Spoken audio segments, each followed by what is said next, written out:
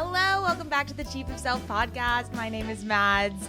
Today we have a topic that I have been a bit nervous and a bit hesitant to dive into, which is always my indication that I need to talk about it. I just am very into making myself uncomfortable on the internet, I guess. But I think this is a topic that I've been ruminating on, that I've been thinking about a lot, and this podcast is about that. It's about my thoughts and things I'm going through in my life and ways that I can help you, dear listener, because I know that we're in similar life stages, and I'm here to share resources and support in any way I can. So we are going to be talking about the concept called trimester zero. So I saw this phrase pop up across my desk. I think it's just kind of silly. It's just a new buzzy word and phrase. I think that's just something for people to write about, honestly, because I've been seeing a ton of articles, and I was on Maggie Seller's newsletter. She started talking about it. I saw it just kind of pop up around and around. And I was like, that's so interesting because I'm basically in trimester zero. So if you don't know what it is, it's essentially the 3 months before you're going to try to conceive and what you should be doing to preparing your body for pregnancy. And I am basically within that 3 months. I've been in that 3 months for about 2 months now, I would say. And I have not tried to conceive yet, so that will be the next step to this. But why I kind of rolled my eyes a little bit when I heard this term was because I'm really of the camp of not putting so much pressure on conceiving. It is, such a sensitive topic. It's not something, again, that I take lightly about sharing about.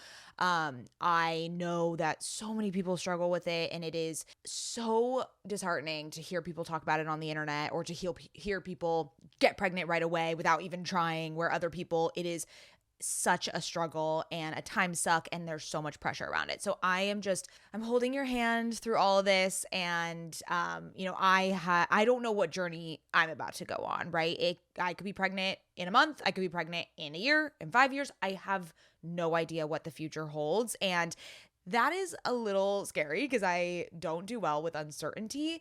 But I am just going to share my personal experience, things that I've been doing to prep my body and my mind for pregnancy. Very low pressure. And again, why I rolled my eyes at this concept is that, again, I think women just put so much pressure and do way too much and overhaul their life and just make it their primary focus. And that puts so much stress on the body, which then in turn doesn't help the process. All right. We're not supposed to be stressed when we're trying to conceive. So this is not advice or prescriptive, but I just want to share, little things. And if you're in this same stage and you're in trimester zero like me, yeah, you're probably doing some of these things. And also, I'm just here to hold your hand and relieve and release a little bit of the tension and pressure that we put on ourselves as women. So here we go. Okay. Number one is a huge mindset shift. This was actually something my sister told me, and I have taken it to heart. She said, don't start trying, just stop not trying. All right. So when you start trying, right, having unprotected sex, and you're tracking your ovulation, you're peeing on the stick, you're very you're like a scientist about it, right? It feels so mechanical. It feels, and of course, the romance is taken out of it, all of that hoopla. But even so, it just feels not the way it should when you're trying to conceive. I don't like that energy. Yes, I track my period. I do it on the Aura app. I'm not going to get some crazy device. I know there's all these devices and this and blah, blah, blah. Maybe I'll get some ovulation sticks just to be more accurate. But honestly, I'm just going to have sex. And I'm going to have unprotected sex, and then we'll just see what happens, all right?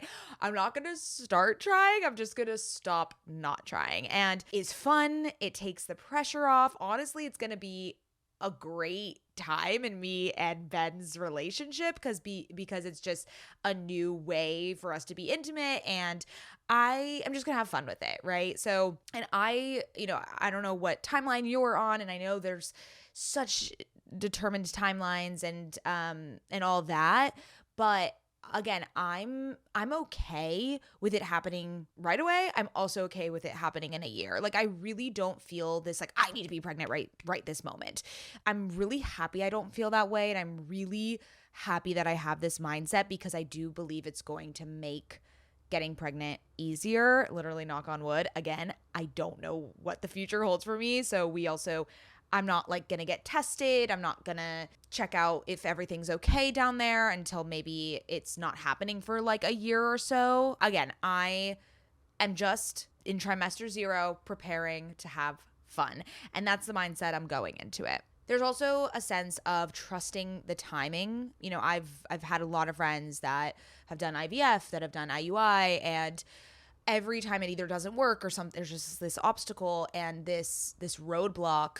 Some of my friends have had this mindset where they're like, that wasn't supposed to be my baby. That was not supposed to be my time. Like, that baby was not meant for me. And when it happens, it's going to be the right baby for me. So I believe that wholeheartedly. Every month goes by that you're not getting pregnant, every time IVF doesn't work or something, I believe that that baby was not meant for you, and that the baby that is supposed to be yours is coming, and it will be on its way, and all you're missing is hindsight. I say this all the time, and trusting the timing, even though I understand, so difficult when it's something that you want so desperately. Okay, a bit more body things that I've been doing to prep. I had to go off spironolactone. I've documented that on the pod. And I went off spironolactone maybe like 2 months ago, and I was so nervous about all my hormonal acne coming back. And I first was taking the Parallel hormone support supplement they have, hormone balance supplement. And then now I take the Array inositol. So inositol is an ingredient that balances out your hormones.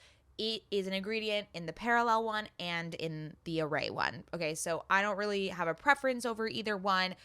Both seem like they've done the job, because I literally do not have any hormonal acne since going off spironolactone. So I think it really helped the transition. I also hear that it's good for when people go off birth control to help with that transition, because your hormones are going to be all out of whack.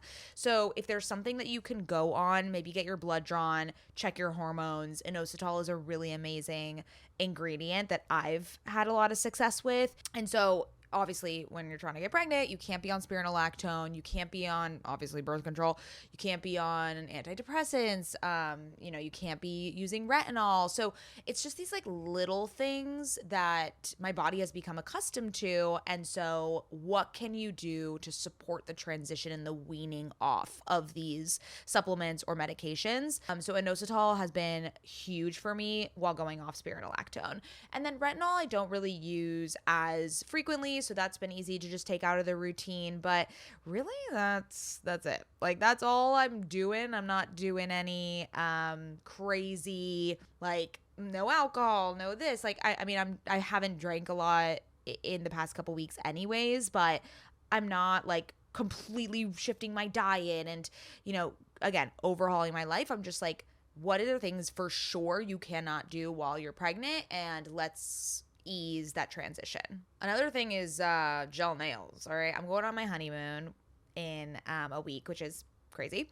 I am probably gonna get my nails done, and then like that'll be the last time. And then the next time I get my nails, I'm gonna raw dog it. Like, I'm gonna do no polish, okay? Because honestly, I think no polish is better than like a regular nail polish. It's gonna chip right away. Like, I'm just going to go bare nails. I think that's going to be my vibe. I've had the Gel X, like, long nails for years, and I love them, and I just love how they look. But I think I'm going to have to do a bare nail moment while I'm getting ready for pregnancy during my trimester 0. Another thing I've been doing is taking a prenatal vitamin. So I do Ritual. A lot of my friends have done Ritual. They absolutely love it. I also have heard really good things about Parallel, the conception pack.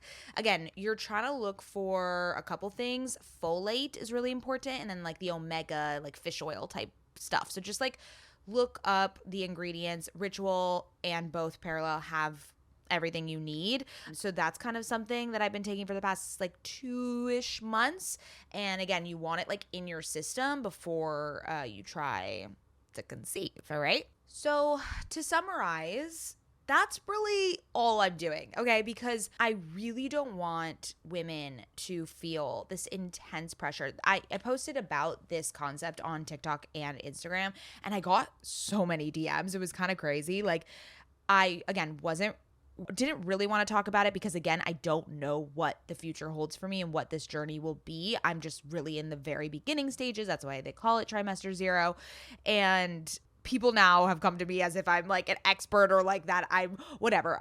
I am obviously definitely not an expert, but it's been really interesting because I think a lot of women are seeking that support or seeking, advice or ways that they can release the pressure off them. And like, they want to know about other people's journeys, which I do too. Like, I love knowing about other people's journeys, what they're going through, but the biohacking it and the optimization part of it, I think that's where women can get very, very stressed and desperate about the journey. And if we've known anything about manifesting and getting your desires, like that desperate energy, that's never how you achieve your goals or what you want. And I am very aware of that. I'm aware that desperate energy does not get me any closer to anything I desire. So how can I go through this process and really enjoy the process and not make it feel like a chore, not make it feel like it is this like optimization thing where my body is like a robot? Like, no, this is supposed to be a beautiful moment of a journey, right, with you and your partner. And so I want to give you permission to release the pressure of it, and not do all the things. Okay, don't do all the things. When you overhaul your life like that, it's a shock to the system. I think it even goes it's worse for you, and your nervous system goes like all out of whack because of it. So little micro changes are much better than this, again, overhaul of your life. Also, like, still live your life, right? For instance, I'm going to Stagecoach, and I also want to go to Nashville in October. And like, I have a lot of weddings and I have a bachelorette party coming up. So it's like, of course, I'm not going to not do those things because I'm pregnant.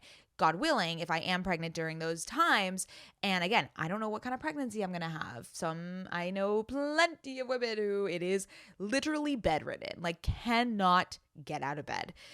I fear for that. I fear that that's going to be my experience. Knock on wood. I really hope it's not, but you never know. You never know. And I can have the most amazing, energetic pregnancy. I don't know. We'll see. We'll see what happens. But I'm not planning my life around it right now. I think women plan their lives around it or be like, well, I'm going to be pregnant at that time. So like, I can't do that. I throw that all out the window. Again, I feel like when you say things like, oh, I'm going to be pregnant for this, then you end up like not being pregnant for it. Does that make sense? So anytime you're like, oh, I'm going to plan a vacation, so let me give you an example. I'm going on our honeymoon, and I do a lot of UGC, which is just like content that I make ads for brands for them to post on their socials. And this is kind of like a side thing I do, separate from Camber. And literally the 2 weeks that I'm gone, there have been a flood of UGC like brand deals coming into me, which is amazing. And I'm so grateful. But then I'm like, I'm not going to be working on my honeymoon. I'm literally deleting social media for 2 weeks. Like, I like will be off the grid, and that's like a big boundary that I've placed. And it's just so funny because like, of course all these deals are coming in. Like, that's how it works, right? Like, the moment you are like, boundary, I'm not going to do any brand deals, I'm pausing work, all the work comes, right? So I kind of see it the same with pregnancy. Like, if I were like, oh, I'm not going to go to Nashville because I might be pregnant at that time, I feel like I wouldn't be pregnant. You know what I mean? So again, there's just this energy. So honestly, I'm planning a bunch of shit. I'm not even letting it deter me. I'm planning so much shit that I feel like, oh, I'm probably going to be pregnant on all these things. So I think there's that type of energy as well. So to close this out, your body is not a project, all right? I really want you to just identify the core things that will make you feel your best going into this trying to conceive journey, and really just make those micro changes. I literally only listed like 2 or 3 things that I've been doing, and I honestly think that that is enough. Like that is enough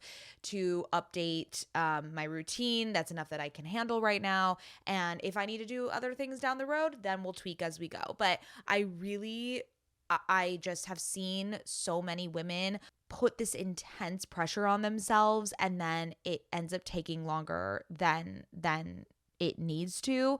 Again, of course, there could be things that are wrong, or the body, or like, or obviously go check things out and be safe. But overall, if nothing is wrong, like from the body perspective, a lot of it feels like it's mental, and your body knows, like it feels that pressure. So we're calming the nervous system, okay? We're doing low pressure things, and that is how we're spending our trimester 0. Anyways, if you're on this journey with me, please send me a DM. I love hearing from you. Send me a voice note. I'll send you one back. And a little housekeeping. Since I'm going on my honeymoon, and I just told you that I'm going to be out of commission for, a couple weeks, the podcast will be taking a little break, around like 3 weeks, and I'll see you guys back on the other side. But I love you, and I'm really excited for this break, and I'm excited to share all the beautiful memories after the honeymoon. But anyways, just wanted to touch on that subject, and I love you dearly. And if you are in the depths of your conception journey, I'm holding your hand. I'm giving you space. I'm allowing you to release it. And I love you so much. All right. Bye.